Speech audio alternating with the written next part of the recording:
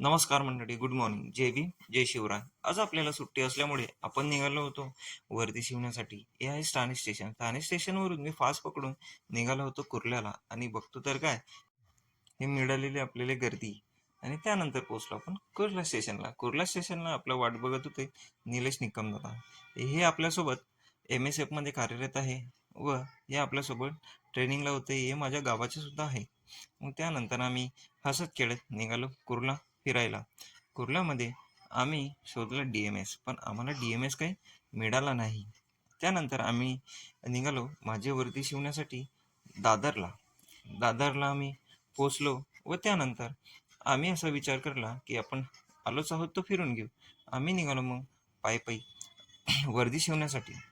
वर्दीचं माप दिल्यानंतर आम्ही परत आलो दादर स्टेशनला आणि दादरला येऊन डॉक्टर बाबासाहेब आंबेडकरांना अभिवादन करायला आम्ही निघालो.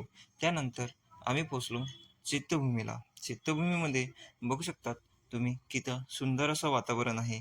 आणि त्यानंतर आम्ही बघितलं इथे आकर्षक अशा सुंदर सुंदर अशा मूर्त्या बाबासाहेबांच्या आणि गौतम बुद्धांच्या अशा मूर्त्या.